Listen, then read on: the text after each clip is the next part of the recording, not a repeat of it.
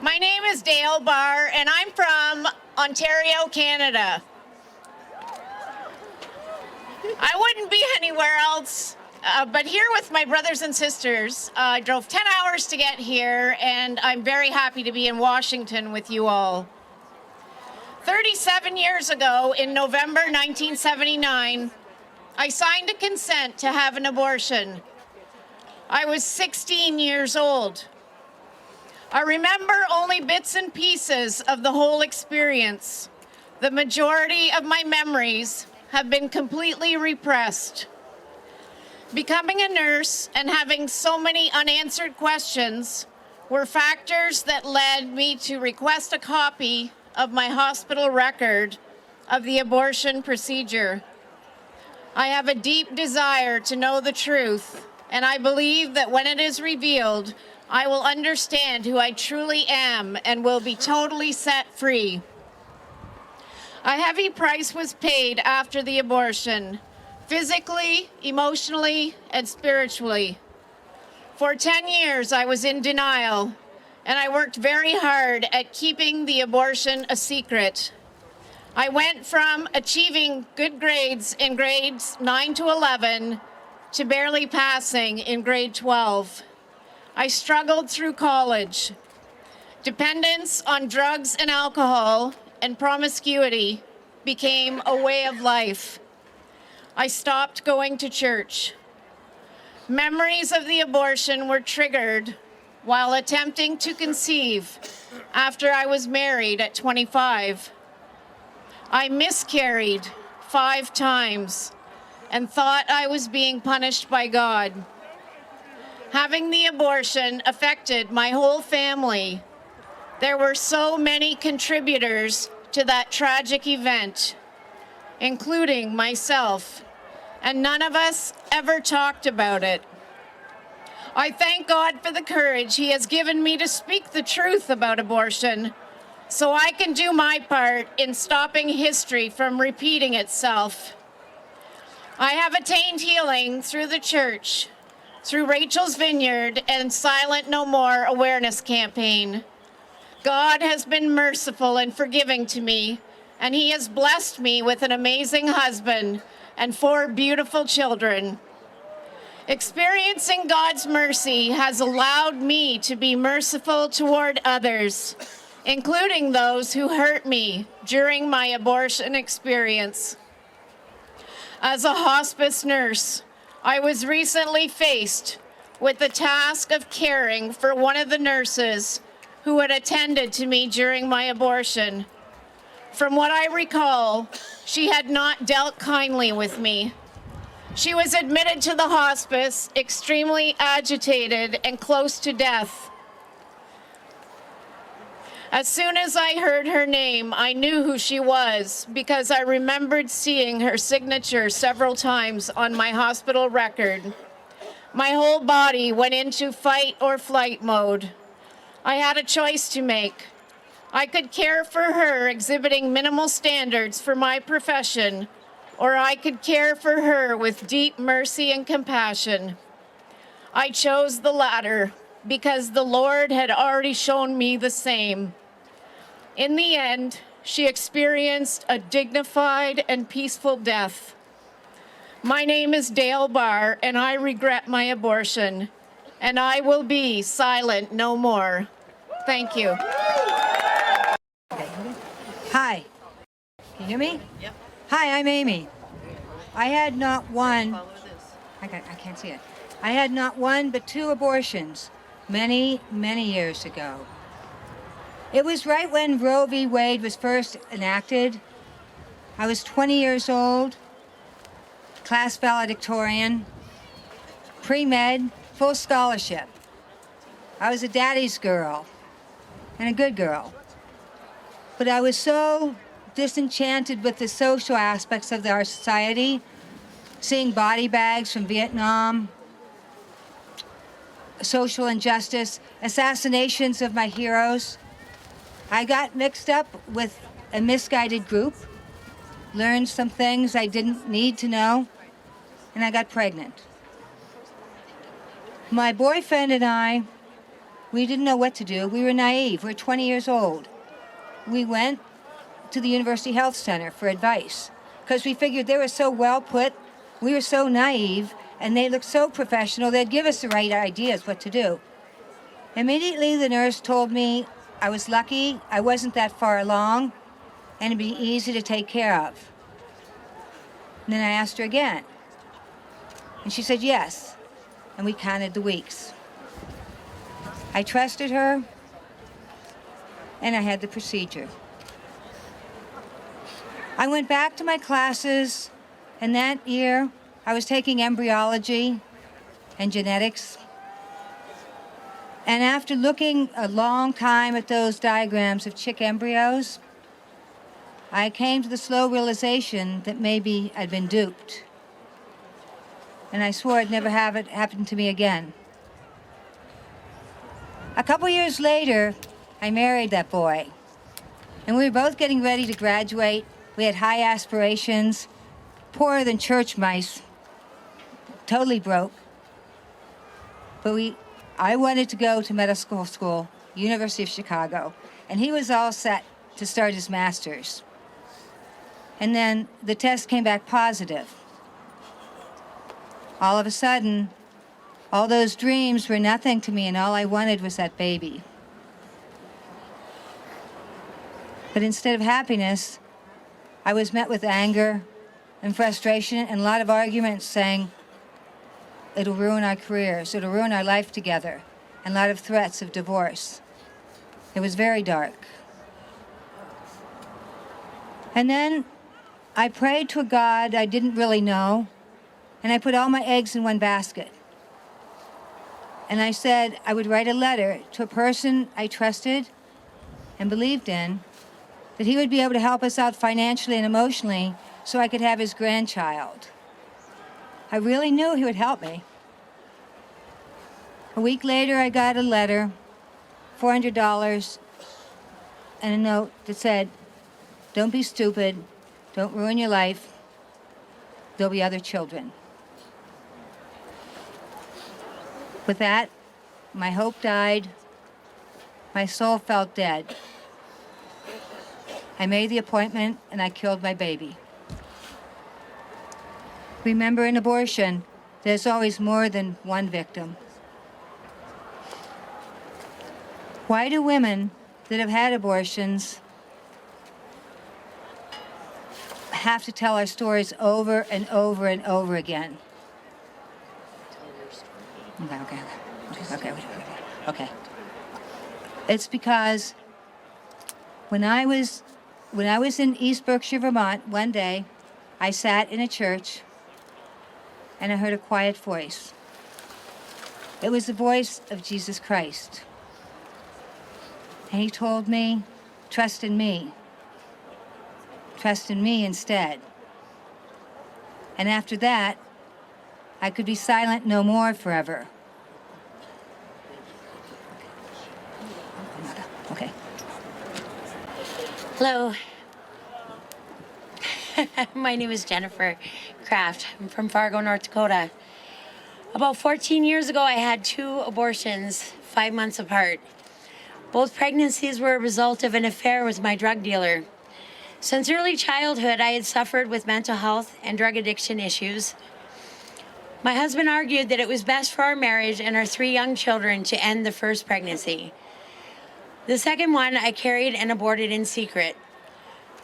There were some terrifying similarities in the process between the abortion mill in downtown Minneapolis and the only small clinic in North Dakota that still performs abortions. Both facilities had low lighting. Neither clinic had any interest in my long list of medications or past medical history.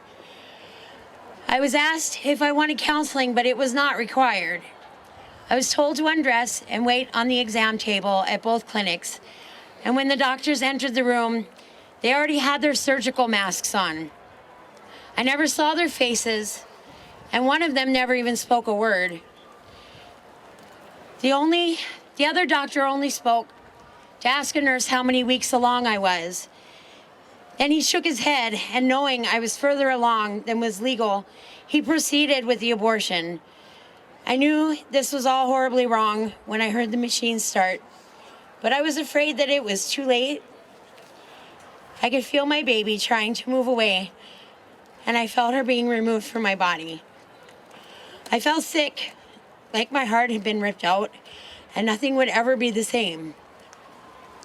In the recovery room, I cried uncontrollably. A woman came and patted my arm and said, "It's okay, honey. You did the right thing for you." 4 days later, I attempted suicide and was committed to the state hospital. I am tired of being lied to. I am tired of people telling me that it's okay or that I did the right thing for me. And that is why I will be silent no more. Thank you. My name is Deborah. I had an abortion because I was nervous about being pregnant at 17 and because my boyfriend wanted me to have one. When I went to Planned Parenthood, the worker told me that I wouldn't be aborting a baby because it was nothing more than a blob of cells. She told me I would have to forget about going to school if I decided not to have an abortion. I scheduled the appointment. Because it was against the law in 1975 for a minor to have an abortion without parental consent, the woman from Planned Parenthood told me to bring a legal ID from someone else and not to tell my parents. As time went on after the abortion, I tried to hide my shame. There were physical aspects of the abortion that were bothersome, but nothing like the shame from having an abortion and the guilt for both the abortion and the lies I had to tell to get it. A few years later, a friend of mine brought me to the Lord, and I had accepted Christ as my Savior. I began to see that abortion is murder, and the guilt and shame were at its worst. Years later, thoughts of that day kept coming back to me over and over again. I realized that I had done the most awful thing I could ever do. I paid someone to kill my unborn baby. After that, I felt that I should suffer. I felt cheap and unworthy. Even though I didn't think that I was worthy of God's forgiveness, the pain was too much, and I decided to go to Him anyway. God's love and forgiveness came, and eventually the images stopped. A friend of mine told me about the recovery program at Rachel's Vineyard, where I found healing. But the best was yet to come. When God forgave me, He turned the situation into something good. I got involved with pro-life groups and went to rallies. I realized that my shame and guilt were now gone. An unborn baby is a human being and deserves to be nurtured and treated as such.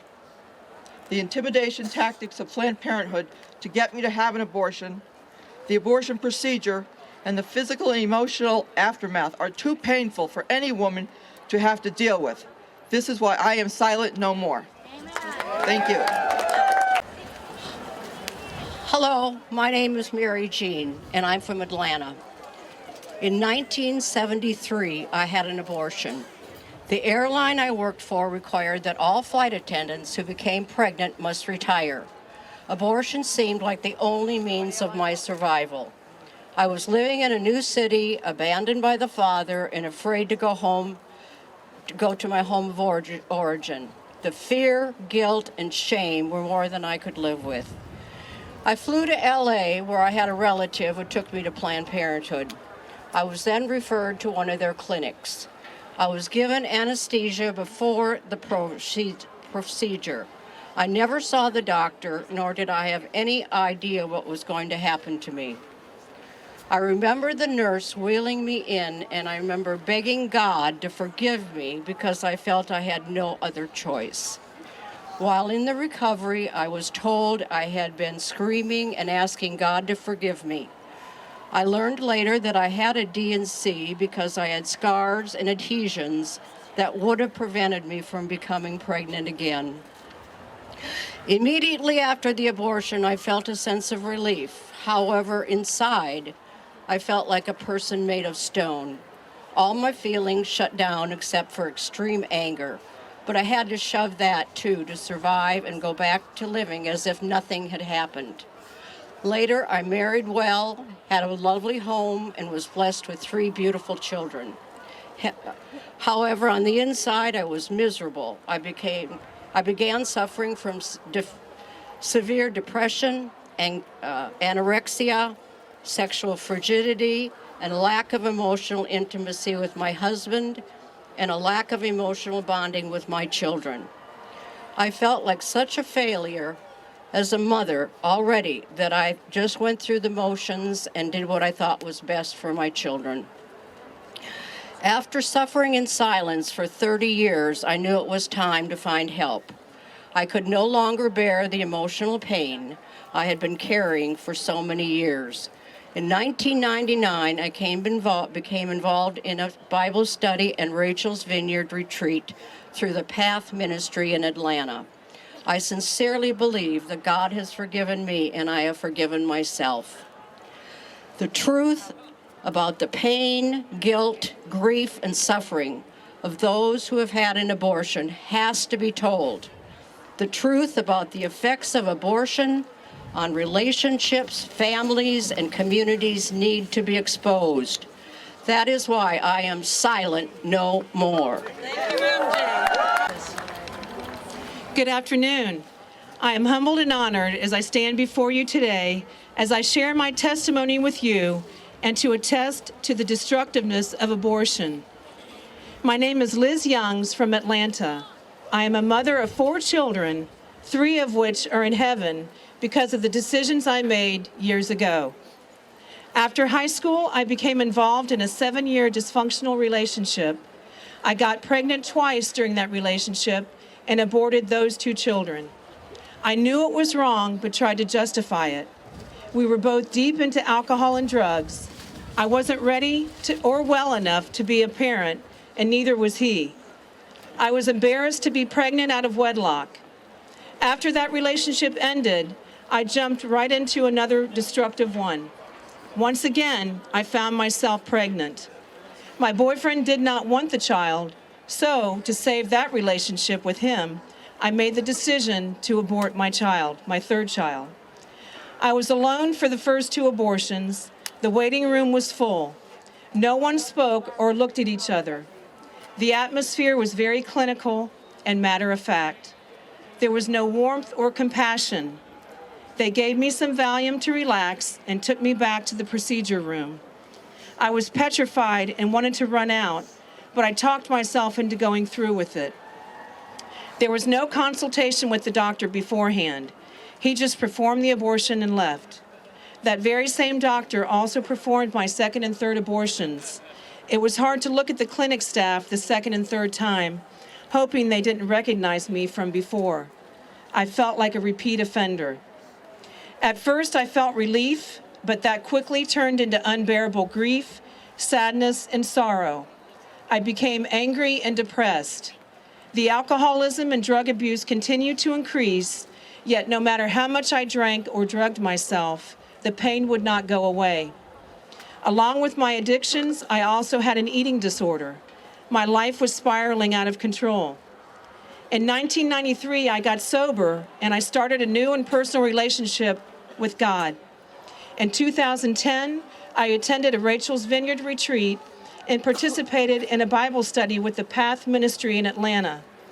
It was a safe place to share my secrets with others who had been there too. God poured out his love, grace, mercy, and forgiveness. I was able to acknowledge my 3 children and accept their love and forgiveness.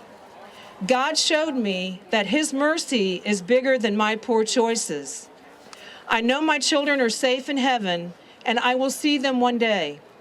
So to my 3 sweet angels in heaven, Catherine, Rachel, and Matthew, I will always love you and honor you by reaching out to help others avoid the pain of abortion and by helping those who have gone through it heal from their wounds also.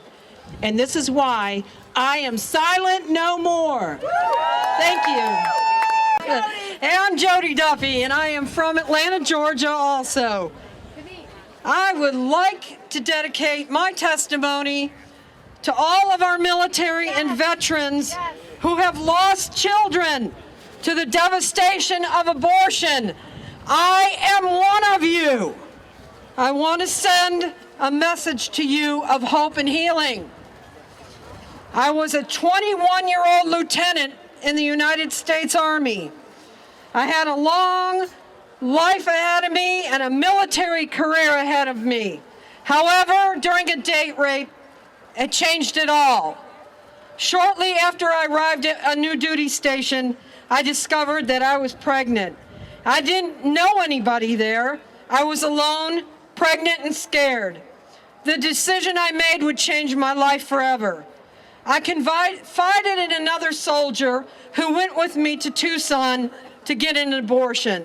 I was numb when I walked into that doctor's office. The doctor and the nurse tried to explain the procedure, but I was kind of in a state of confusion and I didn't hear much of what they said.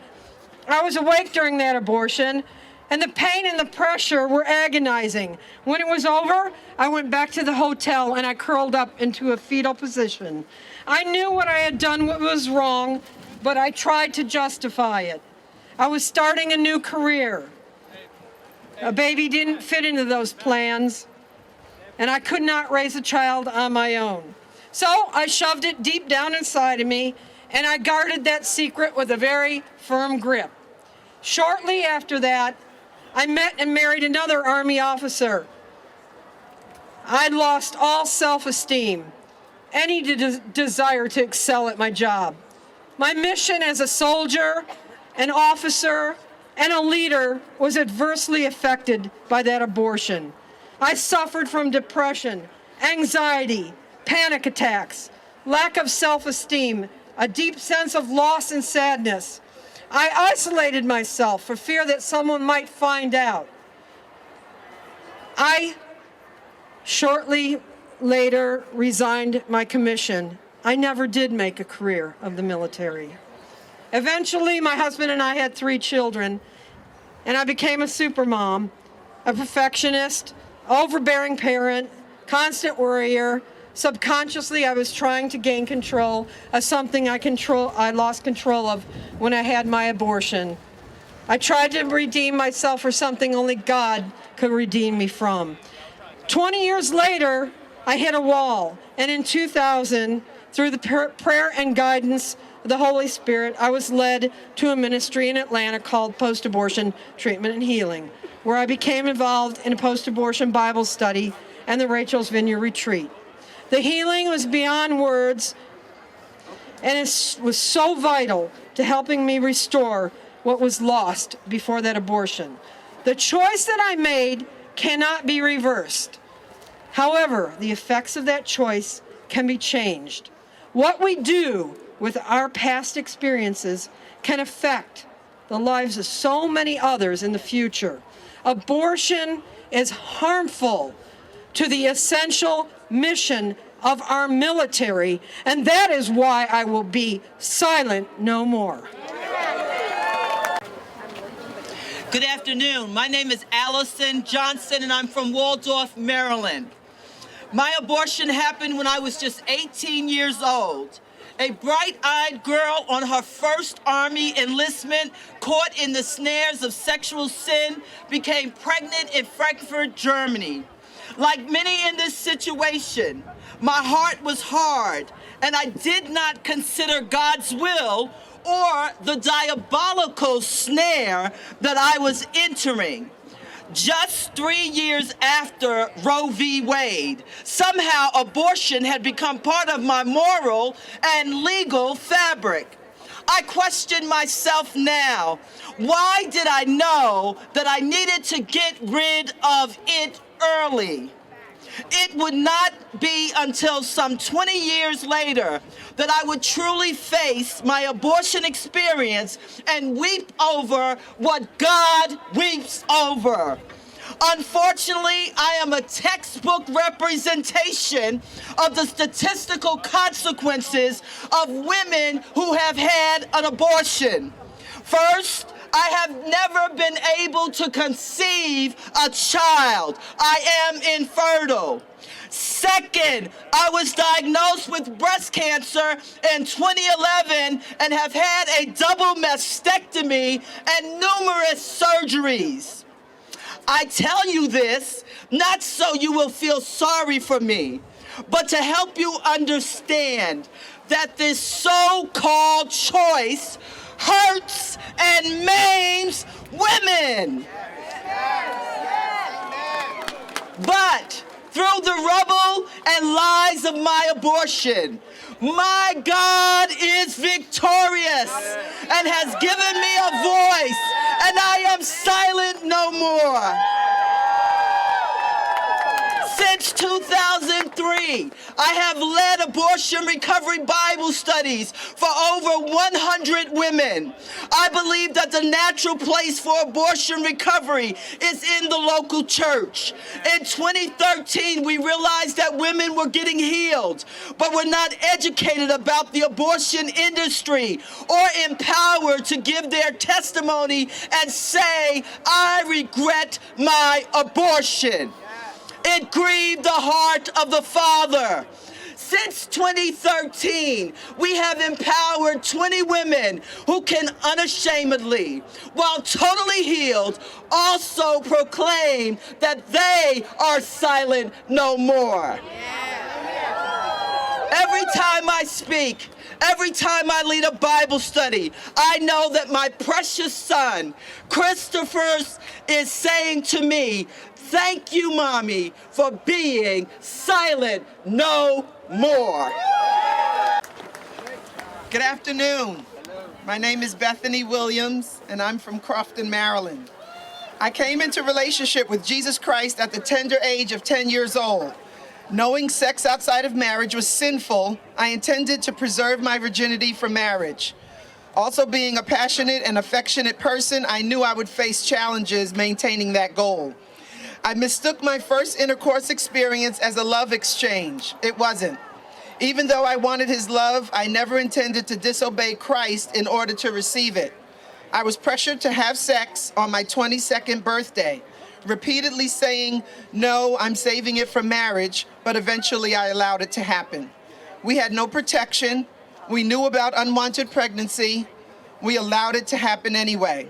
I'm ashamed to admit, I even said, if something happens, we have to get rid of it.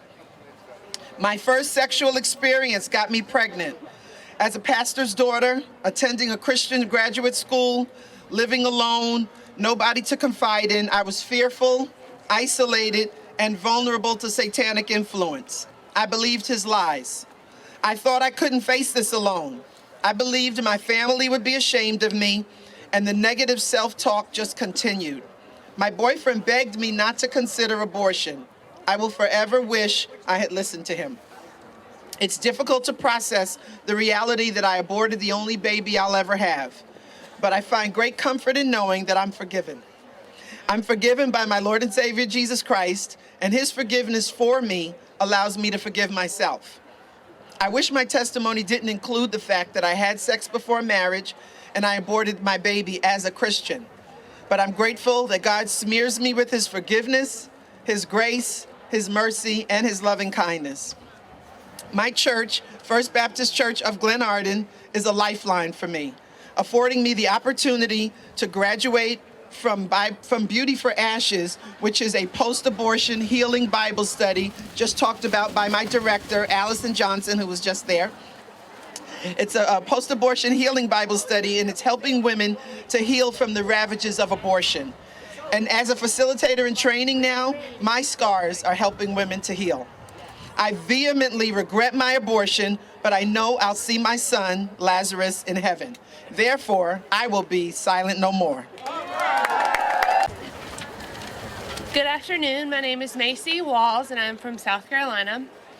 By the age of 19, I had 2 opportunities to become a mother, and both times abortion won.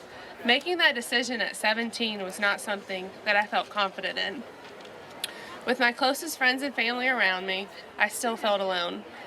Abortion seemed to be the easy road out. My first experience seems to be a blur. I remember driving to the clinic and leaving the clinic, but I draw a blank when it comes to the hours in between. My second experience was complete opposite.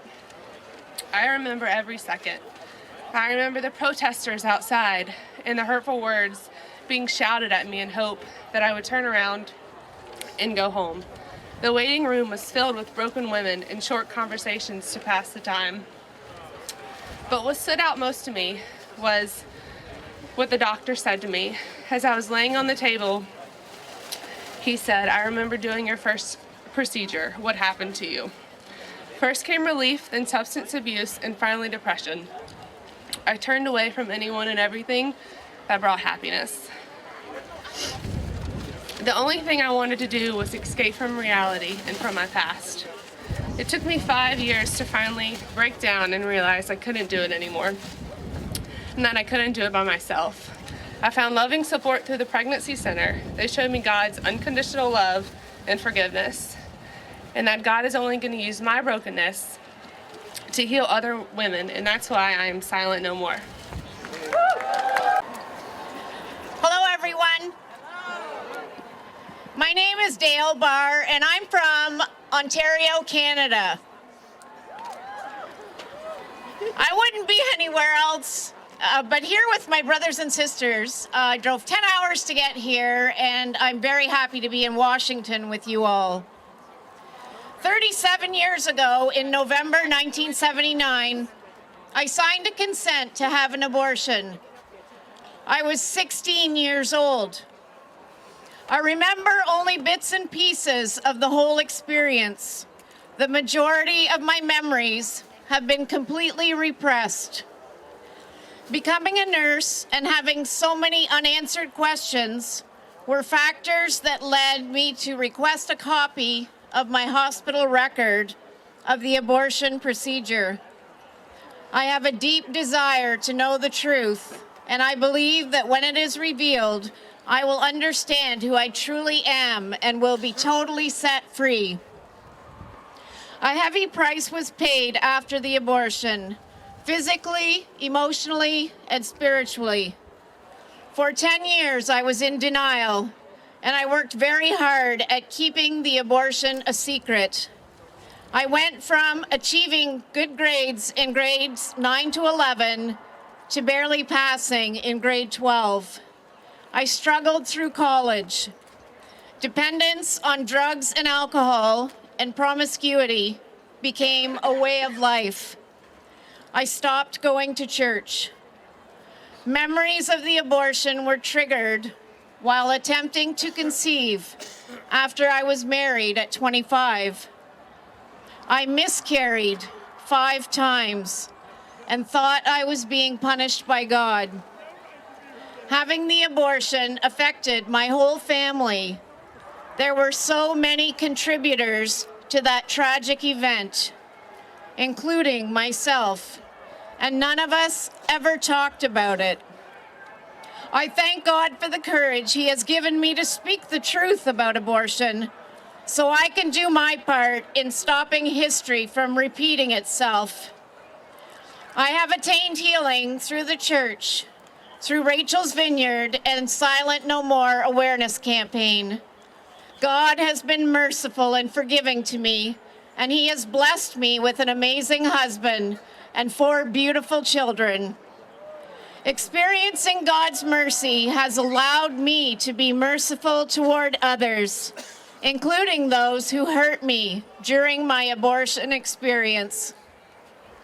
As a hospice nurse, I was recently faced with the task of caring for one of the nurses who had attended to me during my abortion. From what I recall, she had not dealt kindly with me. She was admitted to the hospice, extremely agitated and close to death. As soon as I heard her name, I knew who she was because I remembered seeing her signature several times on my hospital record. My whole body went into fight or flight mode. I had a choice to make. I could care for her exhibiting minimal standards for my profession, or I could care for her with deep mercy and compassion. I chose the latter because the Lord had already shown me the same. In the end, she experienced a dignified and peaceful death. My name is Dale Barr, and I regret my abortion, and I will be silent no more. Thank you.